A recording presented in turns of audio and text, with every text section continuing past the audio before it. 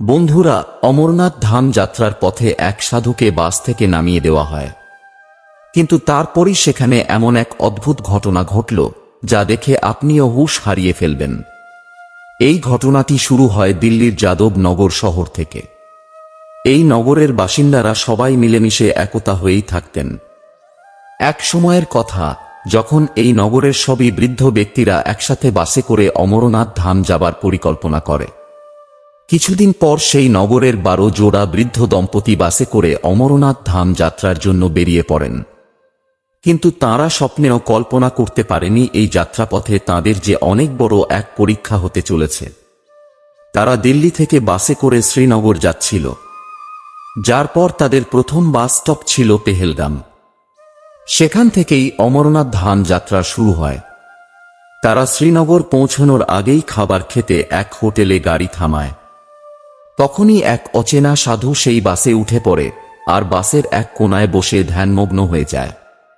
কিন্তু কারো নজর ওই সাধু বাবার উপরে না, আর বাসটি এগিয়ে যেতে শুরু করে। কিছুদূর যাবার পর বাস কন্ডাক্টর দেখতে পায় ওই অচেনা সাধুকে। এরপর তার ধ্যান ভঙ্গ করে তাকে জিজ্ঞাসা করে, তুমি কে, আর এই বাসে কেন চড়েছ? তখন ওই সাধু বাবা বলেন, আমিও বাবার দর্শন করতে চাই। কিন্তু ওই সাধু বাবার কাছে কোনো পয়সা না থাকায় বাস কন্ডাক্টর তাকে অপমান করে বাস থেকে নামিয়ে দেয়। সাধু বাবা বাইরে এসে পুনরায় ধ্যানে বসে পড়ে আর বাসটি এগিয়ে যেতে শুরু করল। কিন্তু বাসে থাকা যাত্রীরা কেউ স্বপ্নেও কল্পনা করতে পারেনি ওই সাধু বাবাকে অপমান করার ফল তাদেরকে এভাবে ভুগতে হবে। এরপর বাসটি 10 কিলোমিটার পথ পার করার পর হঠাৎ করে বাসের টায়ার পাংচার হয়ে যায়। বন্য এলাকা হওয়ায় খুবই কষ্টে গাড়ির পাংচার সারানো হয়। এরপর পুনরায় আবার বাসটি এগিয়ে যেতে শুরু করে। কিন্তু 10 কিলোমিটার পথ যেতে না যেতেই বাসের টায়ার আবার পাংচার হয়ে যায়। আবার পাংচার সারানো হলো, কিন্তু এই প্রক্রিয়া বন্ধ হলো না। পাংচার সারানো হয়, কিছুটা পথ যেতে না যেতেই আবার পাংচার হয়ে যায়।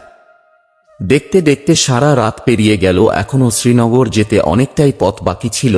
সবাই চিন্তিত হয়ে পড়েন, বাস যদি এভাবেই চলতে থাকে তাহলে আমরা শ্রীনগর কখন পৌঁছাব? তখন বাস কন্ডাক্টর মনে মনে ভাবতে লাগলেন, আমাদের সাথে যা কিছু হচ্ছে ওই সাধু বাবাকে অপমান করার ফলে হচ্ছে। যার পর বাস কন্ডাক্টর বাসটি সেখানে রেখে তার এক সাথীকে নিয়ে ট্যাক্সি করে ওই স্থানে চলে আসে, যেখানে ওই সাধু বাবাকে অপমান করে বাস থেকে নামিয়ে দেওয়া হয়েছিল। কিন্তু আশ্চর্যের ব্যাপার হলো, এখনো পর্যন্ত ওই সাধু বাবা সেখানে ধ্যানমগ্ন হয়ে বসে আছেন। এরপর তারা দুজন ওই সাধু বাবার পা ধরে ক্ষমা চান, আর তাদের সাথে যা কিছু হয় তা সবকিছুই ওই সাধু বাবাকে বলে দেয়। এরপর বাস কন্ডাক্টর ওই সাধু বাবাকে অনুরোধ করে বলেন, আপনিও আমাদের সাথে অমরনাথ ধাম যাত্রায় চলুন। সাধুদের ধৈর্য সীমা এতটাই বেশি হয়ে থাকে যে তাদের না তো সম্মানের মোহ থাকে, না তো অপমানের ভয়। তিনি কিছুক্ষণের মধ্যেই তাদেরকে ক্ষমা করে দেন আর তাদের সাথে যাবার জন্য তৈরি হয়ে যান। এরপর যেখানে বাসটি থেমেছিল সেখানে এসে তারা পৌঁছায় এবং পুনরায় আবার গাড়ির পাংচার সারানো হয় আর সাধু বাবাকে সম্মানের সাথে বাসে বসানো হয়। কিন্তু আশ্চর্যের ঘটনা হলো, এরপর বাসটি সোজা শ্রীনগর এসে পৌঁছায়।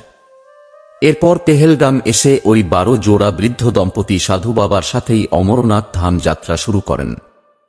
আর কোনো অসুবিধা ছাড়াই সবাই বাবার দর্শন করেন।